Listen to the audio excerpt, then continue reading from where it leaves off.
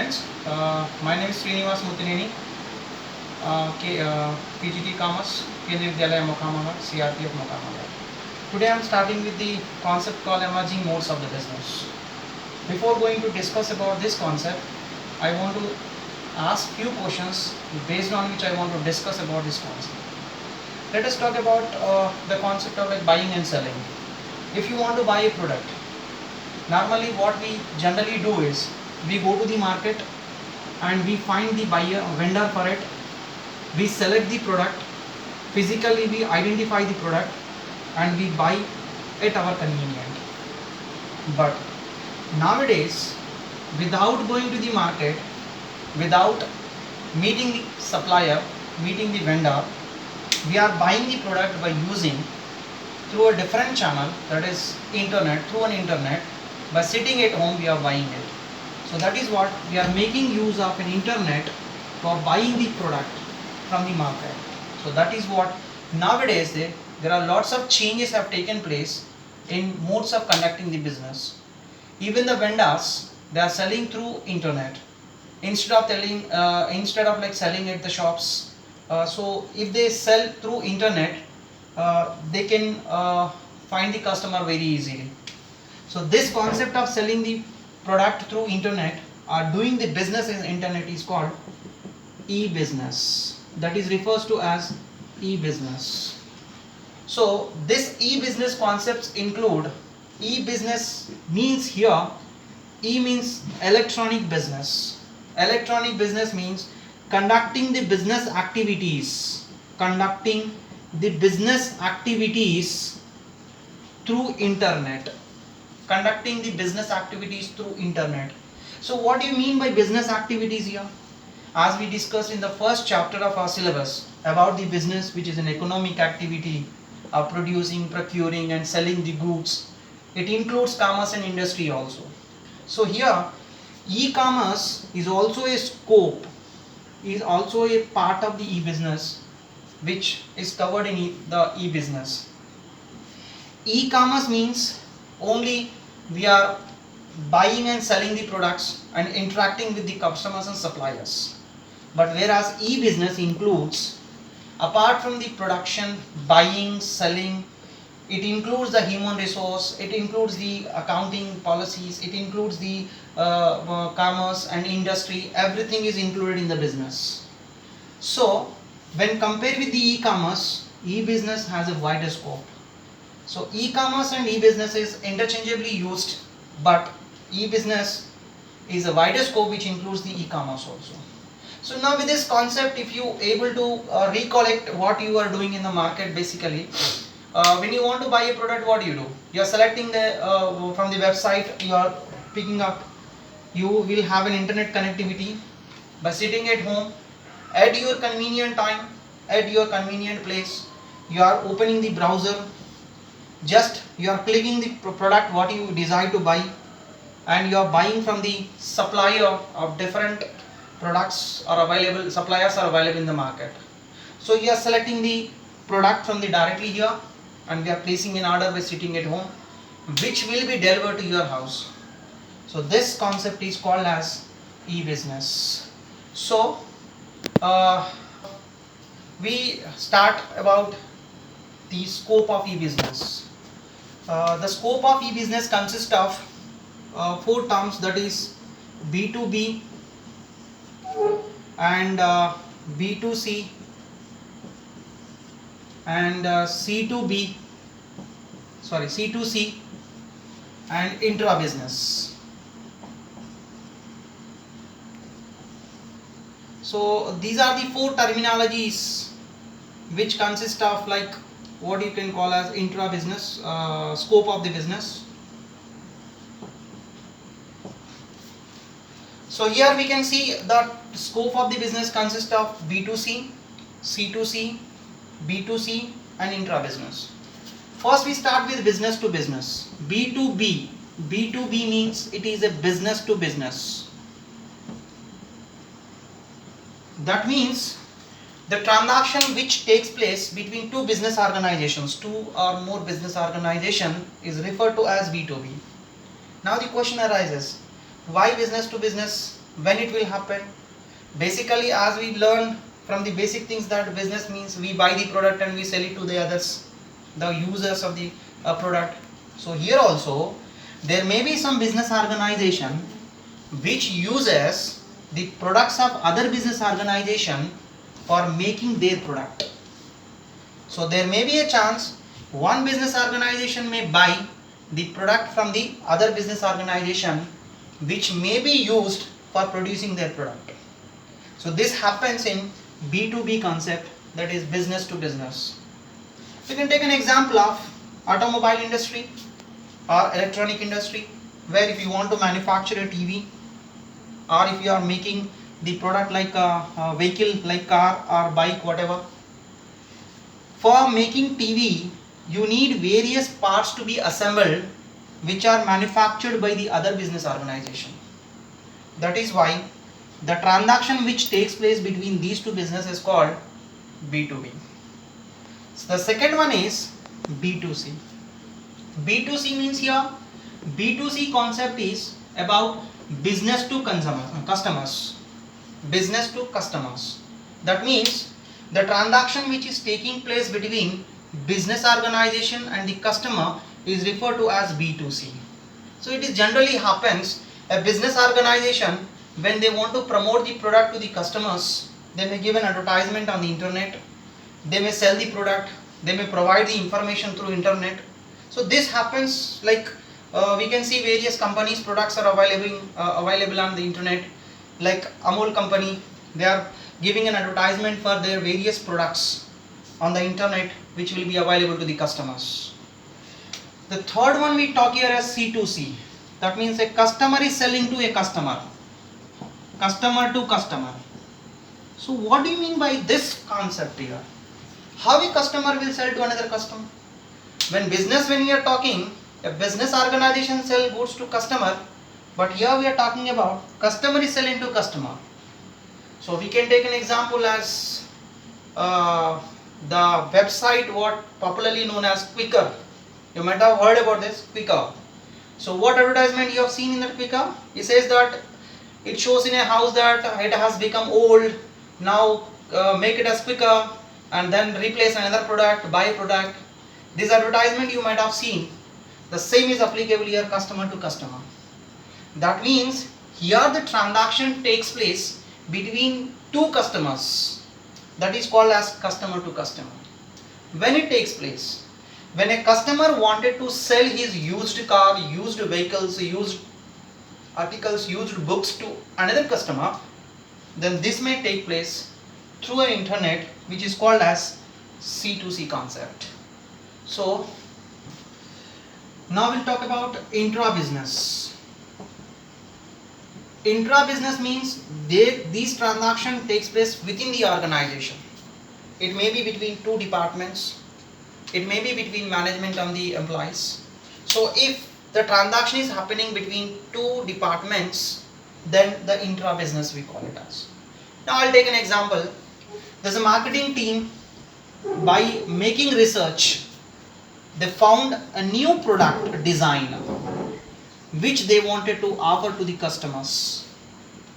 If a manufacturing company, a marketing team has made a research and found a new product design so that they want to offer it to the customers, which they have to interact with the production department and they need to give an approval for it, which can easily happen. Quickly they can take a decision with the help of internet. That is what they are using with intra-business transaction. So in this is called as an example what we can take as intra-business. So the scope of e-business consists of B2B, one is B2B, business to business, B2C, business to customers, C2C, customer to customer, and even intra-business. Now let us see what are the benefits of this e-business. What are the benefits? Okay, we talk about benefits of the e-business now. So if you observe the transaction, what is happening, and if you particularly see by going to a market and all, what benefits you can get by doing internet, with the help of internet. See the benefits, first of all is you have a convenient.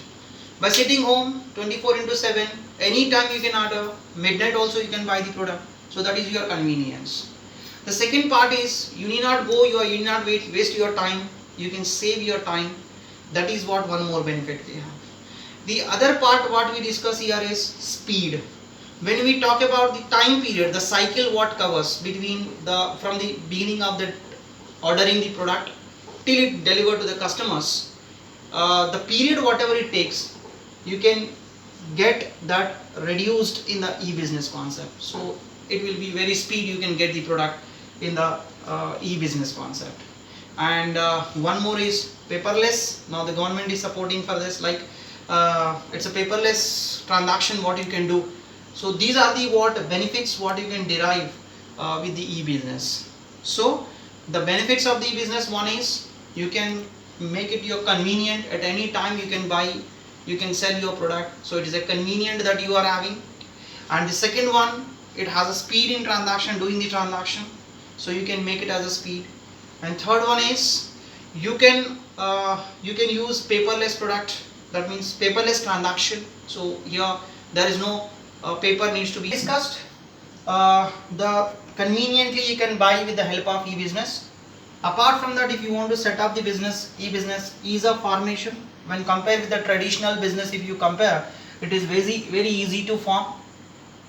Investment is also less, and it is very convenient for us to sell and buy the product 24 into 7. You can do any time transaction, 365 days it is available.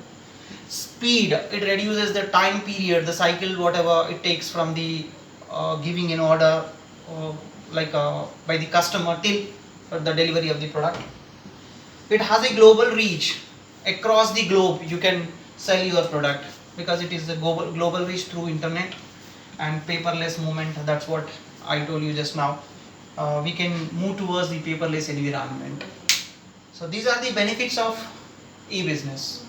Now we'll talk about what are the stages in online transaction, how you are going to do it, what are the stages involved in that. When you wanted to do online transaction, like online business you want to do, that means either selling or buying the product, what stages will be involved in this? The stages in online transaction. If you want to do an online transaction, what are the stages that you have? The first stage is you have to go for registration. As soon as you log into any website, any vendor's website, first you need to log in with your credentials so that your security and safety will be maintained there. And the second one, the selection of the product, selection and order. The second stage consists of like you have to select the product and then place an order. And the third one is delivery.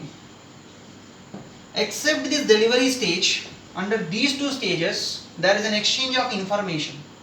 So when you are exchanging your information, the seller is knowing about your requirement, the seller is knowing about your need, and you have an option of selecting from alternate products.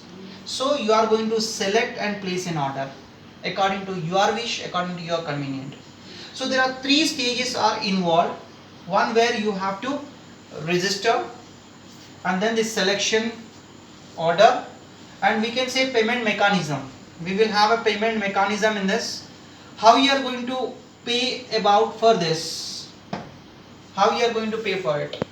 So payment mechanism, most of the companies like of accepting through debit and credit cards. Through debit and credit card, this is the best way of accepting the payment, where you will be asked to provide your debit card, credit card number along with your credentials of password, and OTP will be sent to your mobile. So this is safe and secured method of payment, where there may not be any chance of misleading or may not be any chance of problems you will face in this.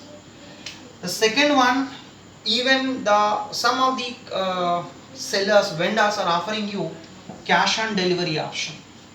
So once the product is delivered, you can pay after receiving the product.